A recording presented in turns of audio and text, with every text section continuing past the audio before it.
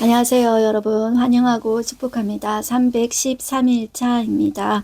스데반 순교 사건을 뿌리로 해서 하나님께서는 놀라운 부흥의 역사를 일으키시는데요. 자, 흩어진 사람들이 첫 번째 빌립 집사님이 사마리아 교회를 개척합니다. 그것이 첫 번째 파장이라고 할 수 있고요. 하나님은 그 스데반 그 순교의 주동자라고 할 수 있었던 사울을 회심시키시고 다메섹 전도를 하게 되는 것을 우리가 오늘 확인할 수가 있습니다. 그리고 그 사울을 이방 선교의 그릇으로 쓰시면서 선교하게 되는데, 그 선교사로 보내는 파송교회가 수리아 안디옥 교회입니다. 그 수리아 안디옥 교회가 이제 설립되게 되는데, 이 세 가지가 큰 파장이라고 할 수 있습니다. 오늘은 우리가 사마리아 교회가 지난번에 세워지게 되고, 거기에 예루살렘 교회에서 베드로와 요한이 또 안수에서 성령이 강력하게 임재하고, 또 베드로는 또 고넬료 사건을 경험함으로 인해서 이방인 선교가 정당하다, 당위성이 있다, 그것을 이제 밝혀낸 것처럼 오늘은 하나님께서 점점 더 그 사역을 확대하셔서 어떻게 사울을 회심시키시고 또 수리의 안디옥 교회가 세워지는지 그것을 우리는 보게 될 것입니다. 네, 우리 먼저 기도하고 시작하겠습니다. 하나님 아버지, 감사합니다. 오늘도 저희를 말씀 앞으로 불러주시니 감사합니다. 주님, 초대교회의 시작이 이렇게 핍박과 더불어서 놀라운 하나님의 역사가 이렇게 일어났습니다. 하나님, 언제라도 우리는 하나님 아버지 이 예수 믿는 것이 핍박받지 않는 시대는 거의 없었던 것 같습니다. 이 마지막 때가 될수록 주의 교회는 더 핍박받게 될 것 같습니다. 주님, 그렇다고 해서 하나님의 교회가 사라지는가? 그렇지 않습니다. 영원한 것이 하나님의 나라이며, 이 교회가 비록 지상에서 부족할지라도, 이 약점이 많을지라도 하나님께서 이 교회를 정결케 하시고 그 사람들을 새롭게 하시고 또 주의 사람들을 일으키셔서 하나님의 역사를 써나가실 것입니다. 우리 주님께서 다시 오실 때 정말 믿음이 있는가 찾아볼 때 하나님, 우리도 거기에 들어가기를 소망합니다. 주여, 우리가 예수님을 믿겠다고 하지만 정작 우리를 붙드는 것은 주님께서 우리 손을 잡아주시고 우리를 붙드는 것입니다. 주여, 우리가 말씀 앞에 앉았사오니 주님, 주의 사랑으로 우리를 묶어 주시옵시고 오늘도 주의 사랑으로 우리가 주의 말씀을 깨달을 수 있도록 이 시간에도 역사해 주십시오. 예수님의 이름으로 기도드렸습니다. 아멘.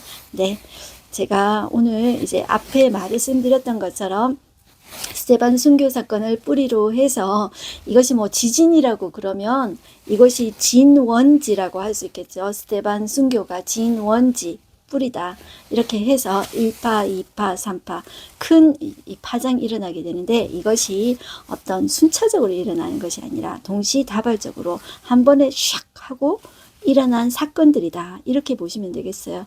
이것이 정말로 인간이 할 수 없는 일들이에요. 그런데 놀라운 하나님의 손이 역사하셨다, 이렇게 보시면 되겠습니다.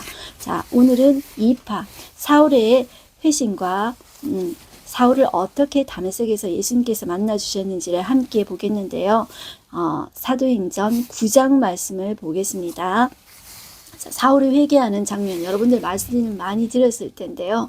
제가 너무 자세하게는 하지 못하고 여러분들 이 사건들을 대부분 알기 때문에 조금 그래도 간단히 한번 살펴보기를 원합니다. 9장 1절 보면 사울이 주의 제자들에 대하여 여전히 유역과 살기가 등등하여 대제사장에게 가서 다메섹 여러 회당에 가져갈 공문을 청하니, 이는 많이 그도를 다른 사람을 만나면 남녀를 막론하고 결박하여 예루살렘으로 잡아오려 함이라. 얼마나 그 위협과 살기가 등등한지 예루살렘 가지고는 성이 차지 않는 거예요. 그 속에 그 노가 가득한 거예요. 그렇지만 그것조차 하나님께서 쓰시고 있는 모습을 볼 수가 있죠.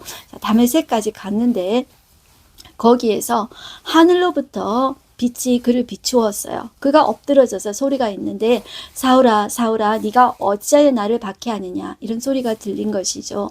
자, 사울은 주여 누구시니까 물었는데, 나는 네가 박해하는 예수라, 이렇게 예수님이 대답해 주셨죠.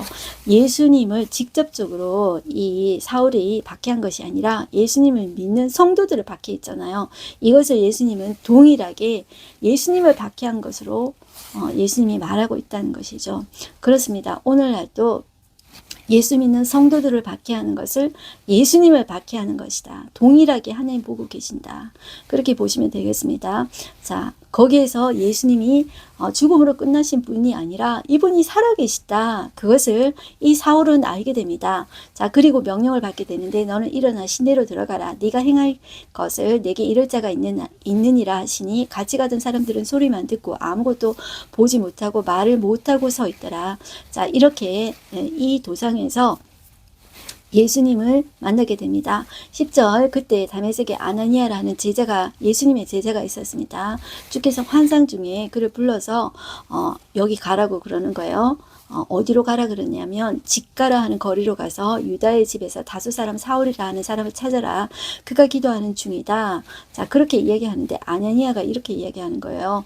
주여, 내가 이 사람에 대해서 소문을 들었습니다. 그가 예루살렘에서 주의 성도들에게 적지 않은 해를 끼쳤습니다. 많은 해를 끼쳤다고 제가 들었습니다. 여기서도 주의 이름을 부르는 모든 사람을 결박할 권한을 대제사장들에게서 받았나이다. 이것을 제가 들었습니다. 그런데 주님께서 어떻게 말씀하시냐면 가라. 이 사람은 내 이름을 이방인과 임금들과 이스라엘 자손들에게 전하기 위하여 택한 나의 그릇이라. 이것이 하나님이 하시는 방법인 거예요. 그래서 보면 우리도 가장 박해하던 사람을 하나님께서 변화시키는 것을 볼 수가 있습니다. 자, 그것이 정말로 놀라운 일이에요. 이것은 사람이 정말로 할 수 없는 일이잖아요. 자, 16절 보시면 그가 내 이름을 위하여 얼마나 고난을 받아야 할 것을 내가 그에게 보이리라 하시니 아나니아가 떠나 그 집에 들어가서 그에게 안수하여 이르되 형제 사울아, 주고 내가 오는 길에서 나타나셨던 예수께서 나를 보내어 너로 다시 보게 하시고 성령으로 충만하게 하신다 하니 즉시 사울의 눈에서 비늘 같은 것이 벗어져 다시 보게 된지라. 일어나 세례를 받고 음식을 먹음에 강건하여지니라. 자, 여기 사울은 즉시로 20절에 보시면 자, 이렇게 예수님을 만났죠. 즉시로 각 해당에서 예수님이 하나님의 아들이심을 전파합니다. 그러니 듣는 사람들의 반응이 어떠냐면 너무나도 놀라는 것이죠. 그래서 이 사람이 예루살렘에서 이 이름을 부르는 사람을 멸하려 하던 자가 아니냐. 여기 온 것도 자, 대제사장들에게 끌고 가고자 그 권한을 받은 사람이 아니냐. 자, 이렇게 말을 했지만 사울은 더 힘을 얻어 예수를 그리스도라 증언하여 다메섹에 사는 유대인들을 당혹하게 하니라. 이렇게 말을 하고 있어요. 자, 여러 날이 지나니까 이것이 진짜임을 확인하게 된 이 유대인들은 사울 죽이기를 공모하게 됩니다. 자, 그것이 그 계교가 사울에게 알려지니까 그 제자들이 그래도 이 사울의 이제 밑에 제자들이 있었나 봐요. 어떻게 하냐면 사울을 광주리에 담아서 성벽에 달아내리니라 이렇게 이야기하고 있습니다. 자, 그 다음에 26절에 나온 것이 사도행전에서는 사울이 예루살렘에 가서 제자들을 사귀고자 하나 제자들이 그를 이제 의심해서 영접지 아니하고 믿지 아니하더라 이런 이야기가 나오는데요. 자, 이 사도행전은 누가가 쓴 것입니다. 이제 바로 예루살렘에 간 것으로 적혀져 있지만 자, 여기에서 우리는 기억해야 될 것이 바울이 바로 자기가 쓴 갈라디아에서 보면 그가 바로 예루살렘에 가서 예수님의 제자들을 만나려고 한 것이 아니라 이것은 누가가 썼기 때문에 조금 공간이 있다 이렇게 생각을 하셔야 됩니다. 자, 이 갈라디아서는 바울이 쓴 것입니다. 그때 바울은 어떻게 이야기했냐면 다메섹 도상에서 예수님을 만났어요. 그래서 바로 예루살렘에 간 것이 아니라 아라비아 강연에서 3년을 있다가 자, 거기에서 다메섹으로 다시 돌아가서 예루살렘으로 간 거다. 그렇게 갈라디아 1장 17절에서 18절까지는 말씀하고 있어요. 그래서 그렇게 여러분들 참조하시고 이제 이렇게 생각하시면 돼요. 사울은 직접 예수님을 만나지 못했죠. 다메섹 도상에서 그 예수님을 만난 거 그게 처음이잖아요. 그죠? 그렇지만 이 제자들과 이 예수님은 3년의 공생애를 같이 함께 먹고 자고 같이 함께 살았죠. 그것처럼 사울은 이 3년 동안 아라비아 광야에서 구약 성경에 나타난 그 예수님, 그 메시아가 정말로 예수님이 맞는가? 자기가 유대교에 심취하고 가말리엘 문화생이었지 아니었습니까? 자, 그런데 구약 성경과 비교해서 정말로 이 예수님이 구약에서 말하던 그 예수님인가, 구약과 신약을 이어주며 그리고 이 유대교와 기독교를 이어주는 가교의 역할을 하면서 이 사울이 열심히 그동안에 제자들이 3년 동안 예수님의 공생을 같이 했던 것처럼 이 사울이 아라비아 광야에서 예수님을 만났다. 말씀을 가지고 예수님을 만났다.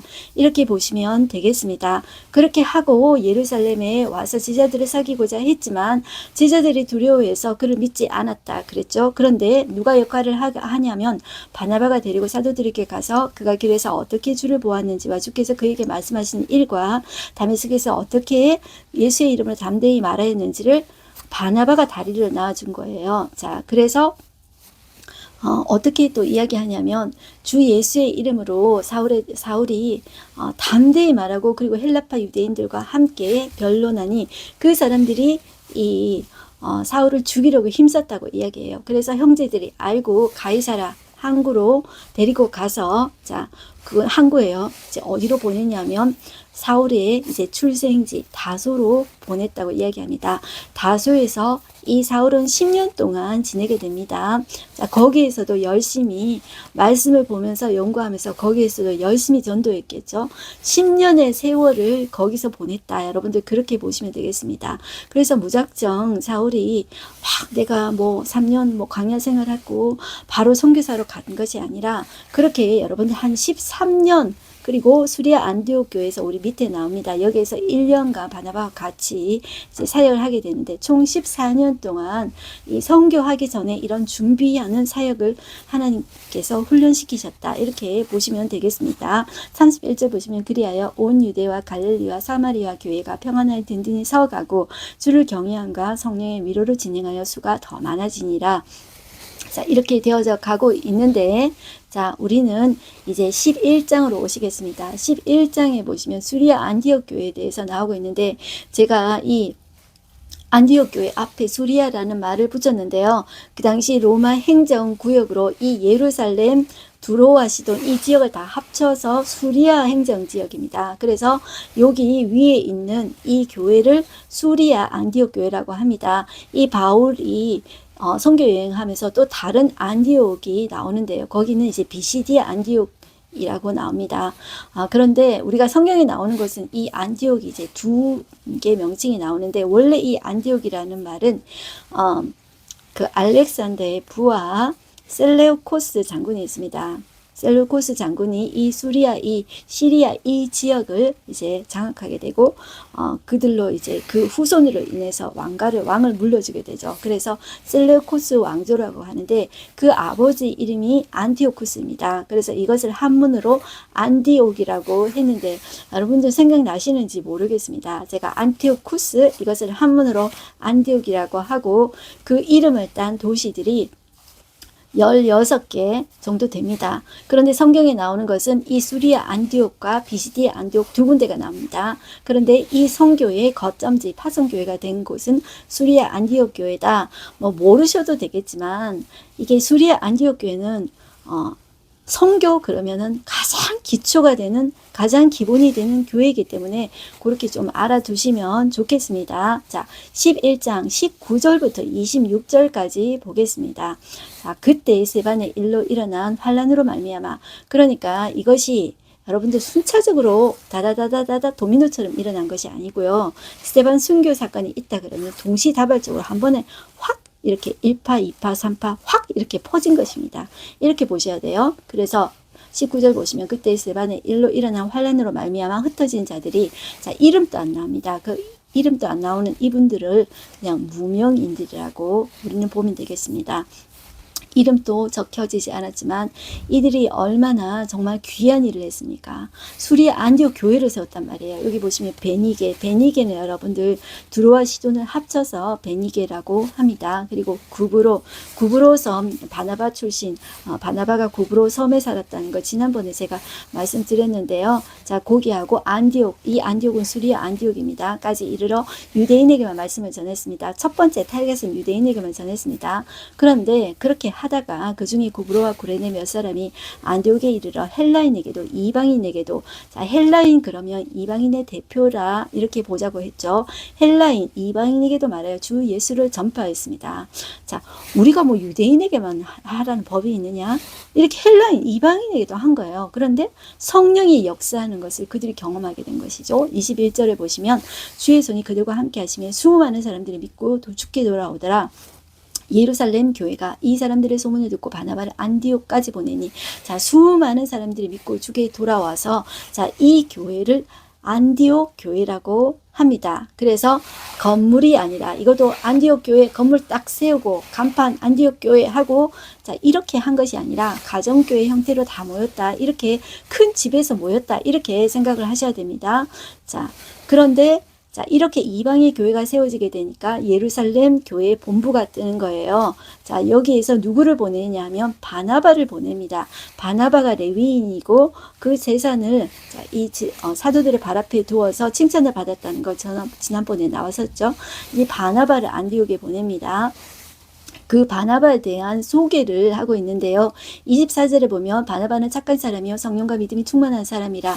우리 앞에, 자, 이 사도들이, 제자들이 이 사울을 두려워했는데 바나바가 다리 역할을 해줬다 그랬죠.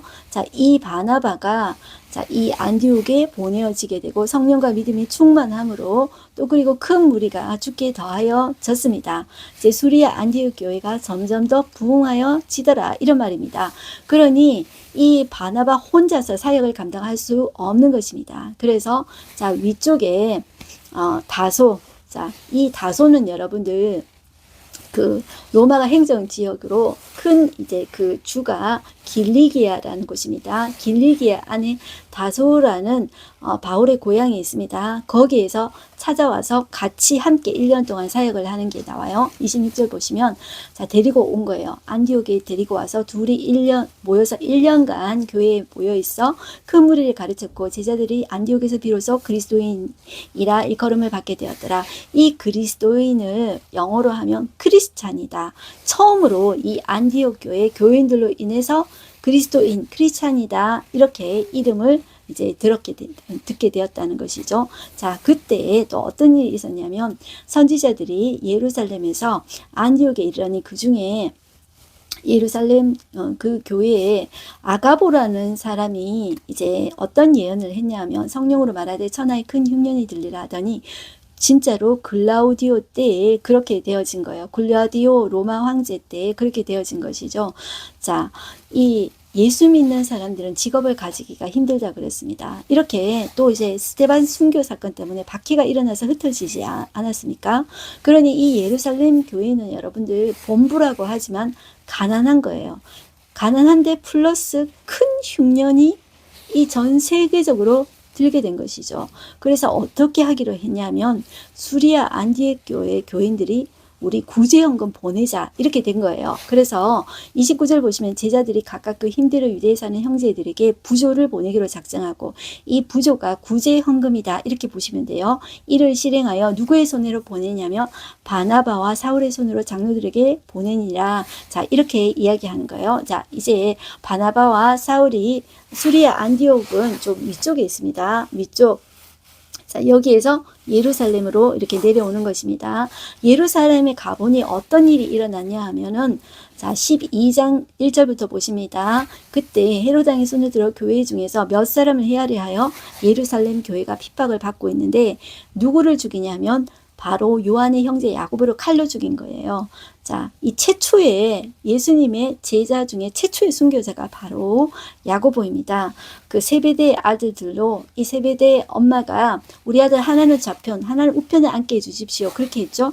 그런데 최초의 순교자가 야고보고, 그리고 제일 마지막까지 살아남았던 사람이 바로 이제 야고보의 동생 요한이다, 이렇게 보시면 되겠습니다. 칼로 죽였다는 거예요. 그런데 자, 이렇게 하니까 유대인들이 기뻐하는 거예요. 그래서 이 헤롯이 베드로도 잡으려고 했다고 하죠. 그런데 무교절 기간으로 옥에 가두어 둔 거예요. 그 여차하면 꺼내서 베드로도 죽이려고 하고 있었다. 이렇게 보시면 돼요. 이때 헤롯은 헤롯 아그리파 1세라고 하는데 이것을 그냥 뭐 어렵게 생각하지 마시고요. 아, 지금은 이 사람이 이 왕인 때다. 이렇게 그냥 보시면 되겠습니다. 자, 그런데 우리는 이것을 보고 이렇게 사람을 자꾸 비교하면 안 돼요. 야고보는 이제 성령이 충만하지 않아서 죽임을 당했고, 하나님이 이 베드로는 사자들을 시켜가지고 천사들을 시켜서 옥에서 탈출시키거든요. 그러면 베드로는 성령 충만하고 기도를 많이 해가지고 베드로는 살았다. 이렇게 우린 비교하시면 안 돼요. 사람마다 주어진 사명이 다른 걸로 이렇게 보시면 돼요. 최초의 순교자로서 하나님은 그 야고보도 귀하게 보셨다. 이렇게 보셔야 돼요. 이렇게 보셔야지 자꾸 누구 이렇게 비교하고 누구는 큰 사람, 누구는 작은 사람 이렇게 비교하지 않고 하나님께서 가장 알맞게 사명을 감당할 수 있게 하셨다. 이렇게 여겨지면 우리 또한 마찬가지입니다. 하나님께서 감당할 만큼만 사명을 주신다. 이렇게 보시면 되겠습니다. 자, 그래서 베드로도 잡아서 이제 옥에 가두었는 거예요. 그런데 교회는 이제 야고보까지 죽이고 베드로까지 이제 죽이려고 옥에 가두니까 간절히 기도할 수밖에 없죠. 자, 그런데 그 옥에 갇혔는데 파수꾼이 옥을 지켰어요. 그런데 7절 보시면 호련히 주의 사자가 나타나며 옥중에 광채가 빛나며 베드로의 옆구리를 쳐서 이제 깨운 거예요. 자, 그리고 쇠사슬이 그 손에서 벗겨지고, 자, 일어나라 해서 가는데, 자, 신발을 신고 띠를 띠고, 이제 가는데, 베드로는 꿈인 줄 알았던 거예요. 생수인 줄, 꿈인 줄 몰랐어요. 자, 이제 나와가지고 10절에 보면 첫째와 둘째 파수를 지나서 시내로 통한 쇠문에 이르니 문이 저절로 열리는 거예요. 거기서 나와서 한 거리를 지나매 천사가 이제 떠난 거예요. 자, 이제 베드로가 정신을 차리고 정신이 든 거예요. 내가 이제야 참으로 주께서 주의 천사를 보내어 나를 헤롯의 손과 유대 백성의 모든 기대에서 벗어나게 하신 줄 알겠노라 하고 어디로 가냐면 마가 다락방 있죠. 거기에 오순절날 성령이 강림했었고 예수님께서 최후의 만찬을 하시면서 다락방 강론을 하시는 곳 있죠. 자, 거기에 간 거예요. 그 집이 제일 컸던 집인 것 같아요.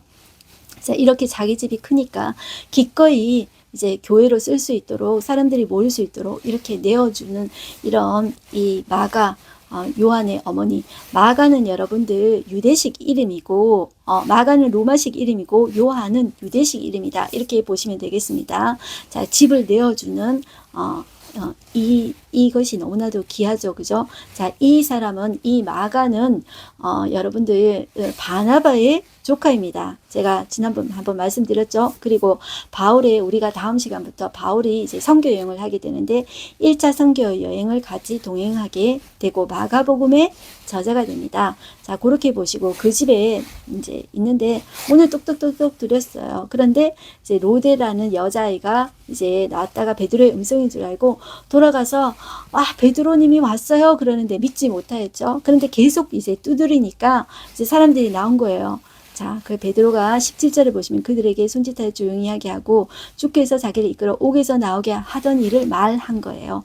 말하고 또 야고보와 형제들에게 이 말을 전하라. 자, 이때 야고보는 어떤 야고보냐면 아까 요한의 형제, 제베데의 아들, 그때 야고보는 최초의 순교자가 됐다 그랬어요. 이 야고보는 예수님의 동생 야고보예요. 그래서 이 지금 요한은 지금 여기 나오지 않죠. 그러니까 이 예수님의 동생 이 야고보가 이 베드로 부재 시에 베드로의 역할을 대신 담당했다. 이렇게 보시면 돼요. 그래서 이 야고보가 예루살렘 교회에 지금 베드로가 지금 위험하기 때문에 베드로는 지금 다른 곳으로 다니는 거예요. 그리고 야고보가 수장의 역할을 하고 있다. 이렇게 보셔야 돼요. 그래서 야고보와 그 형제들에게 이 말을 전하라 하고 떠나 다른 곳으로 간 거예요. 자, 어떤 일이 일어나냐면 그 파수꾼 지키던 그 군인들을 이 헤롯 아그리빠가 그냥 두지 않겠죠. 죽이는 거예요. 죽이라 하고 신문하고 죽이라 명하고 자 죽입니다.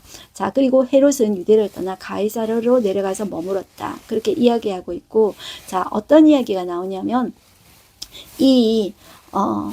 정말 하나님 무서워할 줄 모르고 이 예수님의 제자 야고보를 그냥 내가 왕이니까 내 맘대로 할 수 있어. 내 맘대로 예수 믿는 사람 죽이고 야고보도 죽이고 베드로도 죽이고 다 잡아 죽일 수 있어. 이렇게 생각한 이 헤롯 아그리빠의 죽음이 나옵니다.